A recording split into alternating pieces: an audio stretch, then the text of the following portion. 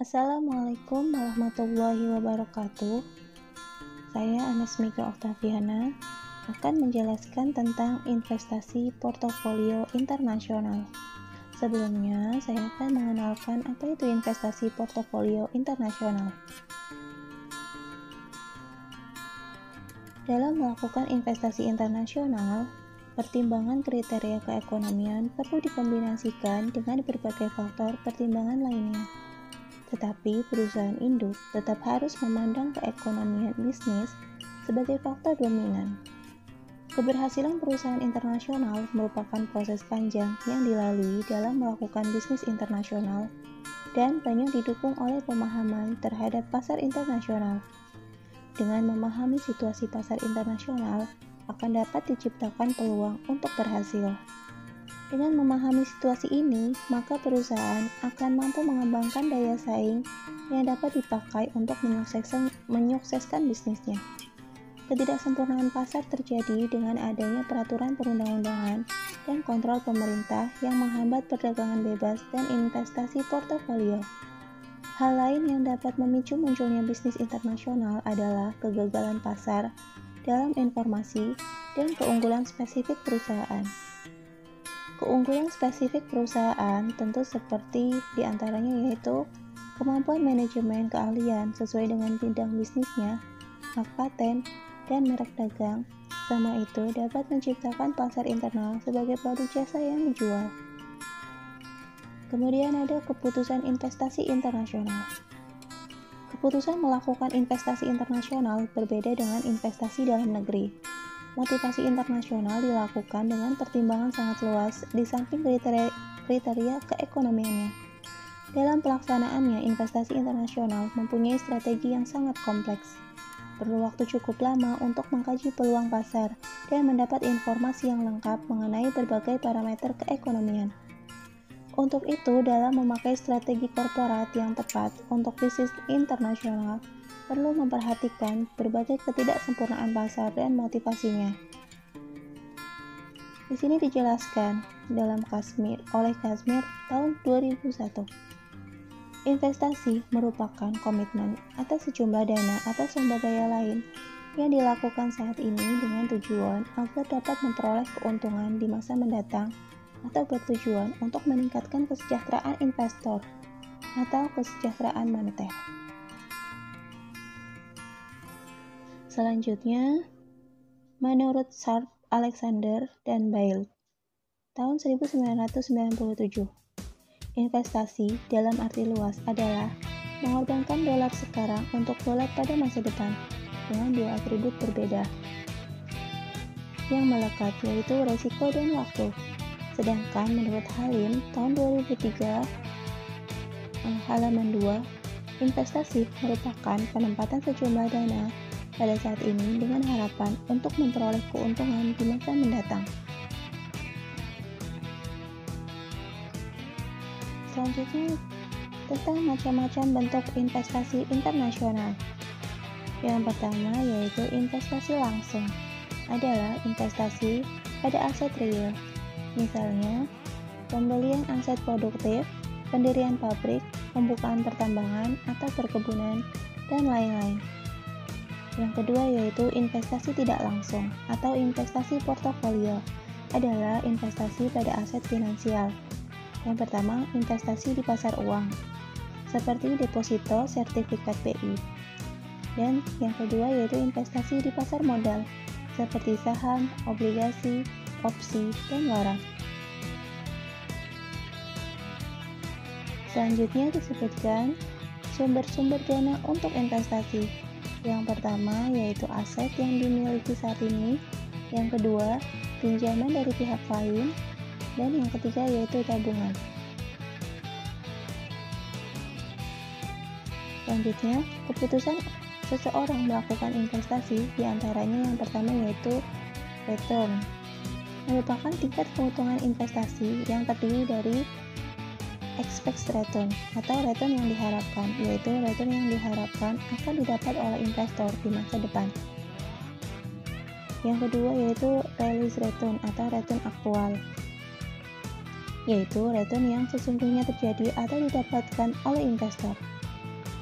Yang kedua yaitu resiko merupakan kemungkinan return aktual berbeda dengan return yang diharapkan, yang terdiri dari yang pertama yaitu resiko sistematis atau resiko pasar, yaitu resiko yang tidak dapat dihilangkan dengan melakukan diversifikasi berkaitan dengan faktor makroekonomi yang mempengaruhi pasar, misalnya tingkat bunga, kurs, inflasi, dan kebijakan pemerintah. Selanjutnya ada resiko tidak sistematis atau resiko perusahaan, yaitu resiko yang dapat dihilangkan dengan melakukan diversifikasi karena hanya ada dalam satu perusahaan atau industri tertentu.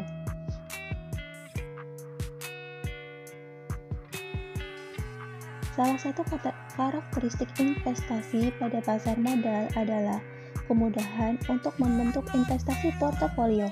Artinya, pemodal dapat dengan mudah menyebar atau melakukan diversifikasi investasinya pada berbagai kesempatan investasi. Selanjutnya, langkah-langkah dalam melakukan investasi portofolio. Yang pertama yaitu menentukan kebijakan investasi. Pada tahap ini, pengambilan keputusan, investor perlu menetapkan tujuannya berinvestasi dan menentukan besarnya investasi yang akan ditanam. Mengingat adanya korelasi antara risiko dan keuntungan atau return yang diperoleh, maka investor tidak dapat mengatakan bahwa tujuan investasinya adalah mencari keuntungan yang sebesar-besarnya, karena akan ada kerugian yang harus dihadapi. Jadi, tujuan investasi harus dicatatkan baik dalam keuntungan maupun resiko. Selanjutnya yang kedua yaitu analisis sekuritas. Pada tahap ini, akan diadakan analisis terhadap individual atau sekelompok sekuritas. Ada dua filosofi dalam melakukan analisis sekuritas, yaitu yang pertama, pendapat pertama menyatakan bahwa sekuritas mispriced atau harganya salah, mungkin terlalu tinggi, atau mungkin terlalu rendah. Dengan analisis ini akan dapat dideteksi sekuritas-sekuritas tersebut. Ada berbagai cara untuk melakukan analisis ini. Caranya dibagi menjadi dua, yaitu analisis teknikal dan analisis fundamental. Analisis teknikal yaitu menggunakan data atau perubahan harga pada masa yang lalu sebagai upaya memperkirakan harga sekuritas di masa yang akan datang dengan melihat nilai transaksi yang terjadi. Sedangkan analisis fundamental yaitu didasarkan pada informasi-informasi yang diterbitkan oleh emiten maupun oleh administratur bursa efek. Selanjutnya yang kedua yaitu pendapat yang kedua menyatakan bahwa pasar modal adalah efisien. Dengan demikian, peralihan sekuritas tidak didasarkan atas frekuensi risiko pada para pemodal, atau pemodal yang bersedia menanggung risiko tinggi akan memilih sekuritas yang berisiko tinggi, pola kebutuhan kas, dan sebagainya. Jadi, menurut pendapat ini, keuntungan yang diperoleh pemodal sesuai dengan risiko yang ditanggung. Selanjutnya yang ketiga yaitu pembentukan portofolio.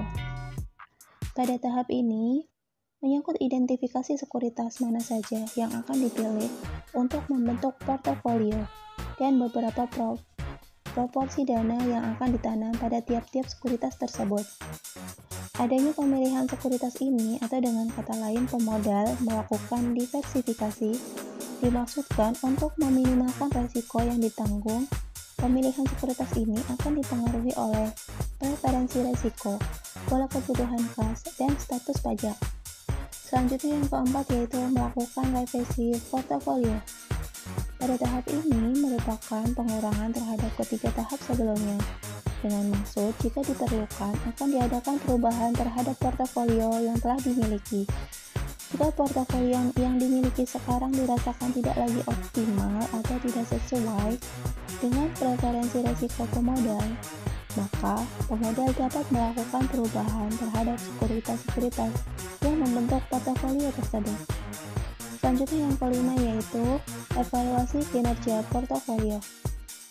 Dalam tahap ini, pemodal mengadakan penilaian terhadap kinerja portofolionya, baik dalam aspek tingkat keuntungan yang diperoleh maupun risiko yang ditanggung. Tidak benar bahwa suatu portofolio yang memberikan keuntungan yang lebih tinggi meski lebih baik daripada portofolio lainnya. karena adanya faktor resiko yang perlu dimasukkan juga. Selanjutnya yaitu teori portofolio internasional. Teori portofolio berkaitan dengan risiko dan pattern investor. Halnya berkaitan dengan nilai-nilai yang diharapkan dari surat berharga dan tertarik pada nilai yang diharapkan dari portofolio. Untuk memaksimalkan nilai yang diharapkan dari portofolio, suatu kebutuhan hanya berinvestasi dalam satu keamanan atau keamanan dengan pengembalian yang diharapkan maksimum. Jadi, tindakan berdasarkan return yang diharapkan harus ditolak sebagai deskriptif perilaku investasi yang sebenarnya atau rasional. Sebaliknya, penting untuk mempertimbangkan bagaimana masing-masing aset dalam perubahan harga relatif untuk bagaimana perubahan harga setiap aset lainnya dalam portofolio. Investasi adalah trade-off antara risiko dan pengembalian yang diharapkan. Secara umum, aset dengan pengembalian yang diharapkan yang lebih tinggi lebih beresiko.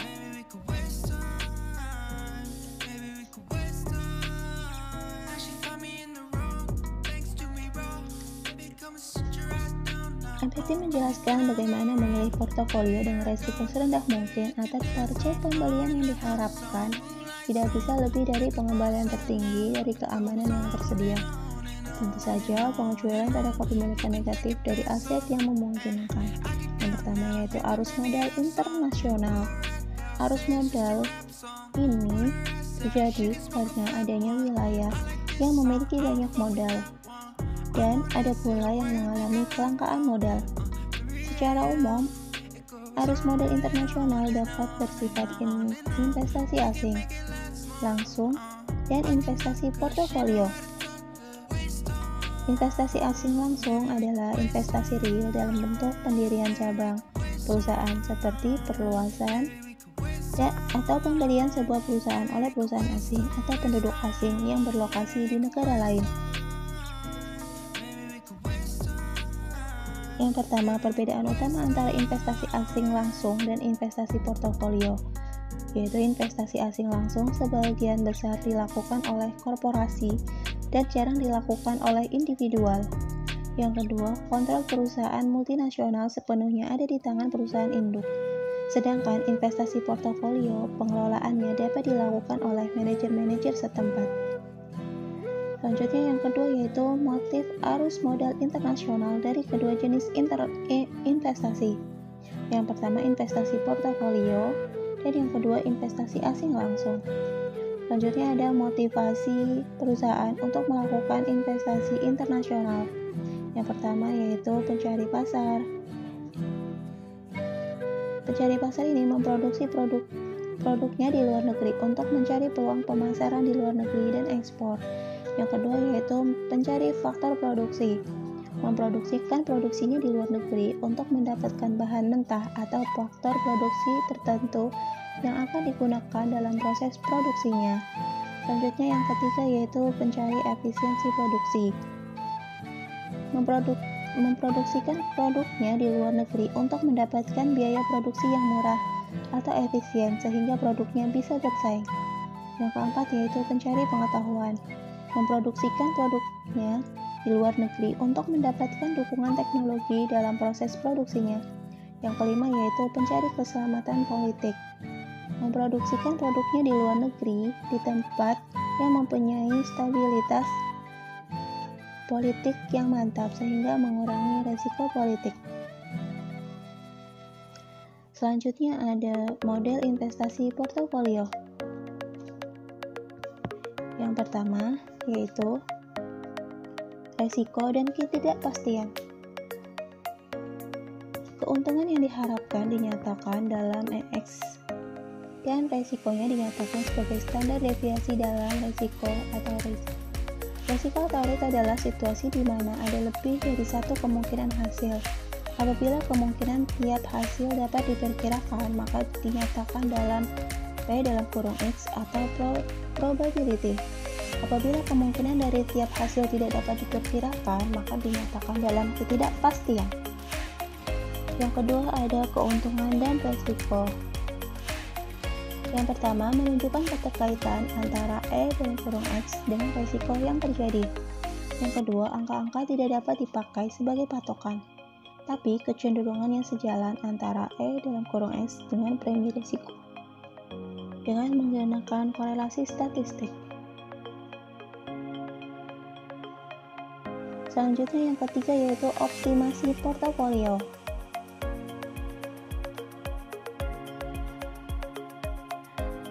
Investasi dalam portofolio menyangkut pilihan investasi berbagai portofolio pada komposisi tertentu yang dapat menghasilkan keuntungan yang maksimal.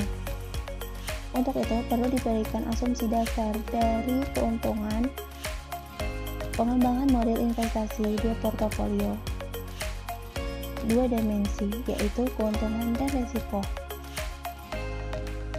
Selanjutnya, saya jelaskan tentang efek risiko. Efek risiko terhadap keuntungan sudah dijelaskan sangat tergantung dari koefisien korelasi dari berbagai portofolio. Problema utama dari risiko portofolio ini adalah koefisien secara teoritis selalu berubah dari waktu ke waktu, sehingga kesulitan terutama adalah dalam penentuan koefisien korelasi tersebut dalam kurun waktu tertentu.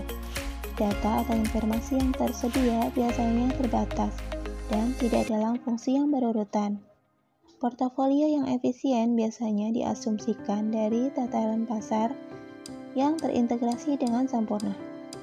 Kemudian pasar internasional dan baru pasar domestik.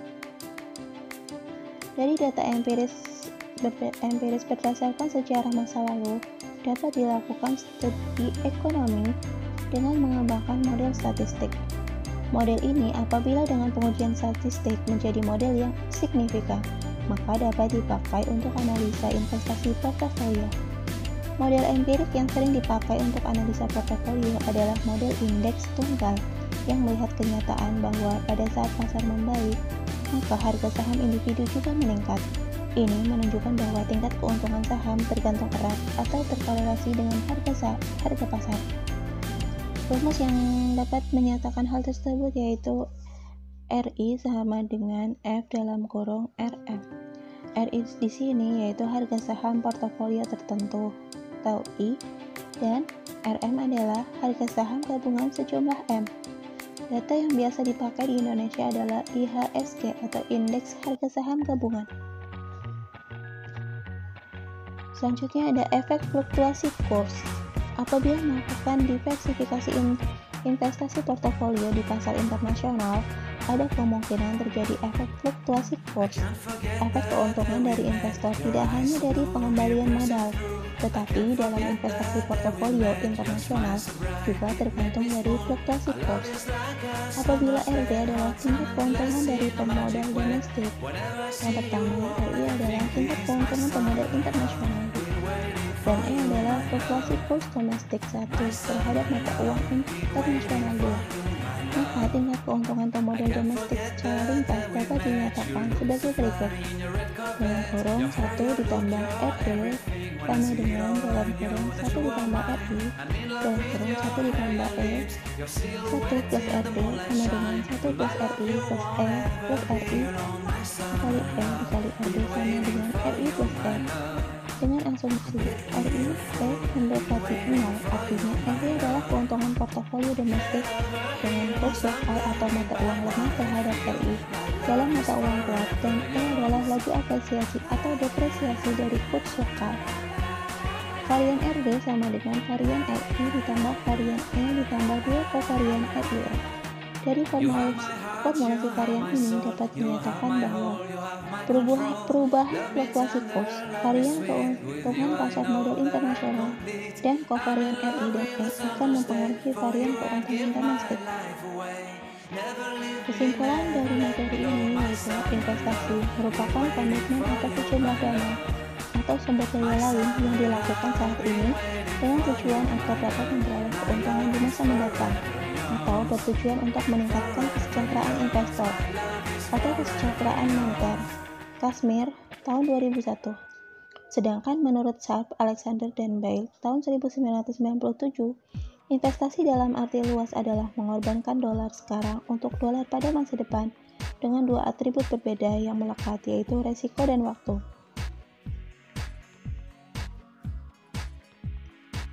Sedangkan menurut Halim tahun 2003 halaman 2, investasi merupakan penempatan sejumlah dana pada saat ini dengan harapan untuk memperoleh keuntungan di masa mendatang. Macam-macam bentuk investasi: investasi langsung, investasi tidak langsung, atau investasi portofolio, serta sumber-sumber dana untuk investasi adalah aset yang dimiliki saat ini, pinjaman dari pihak lain, dan tabungan. Langkah-langkah dalam melakukan investasi portofolio, menentukan kebijakan investasi, analisis sekuritas, pembentukan portofolio, melakukan revisi portofolio, evaluasi kinerja portofolio. Demikian penjelasan dari saya, semoga bermanfaat. Terima kasih. Wassalamualaikum warahmatullahi wabarakatuh.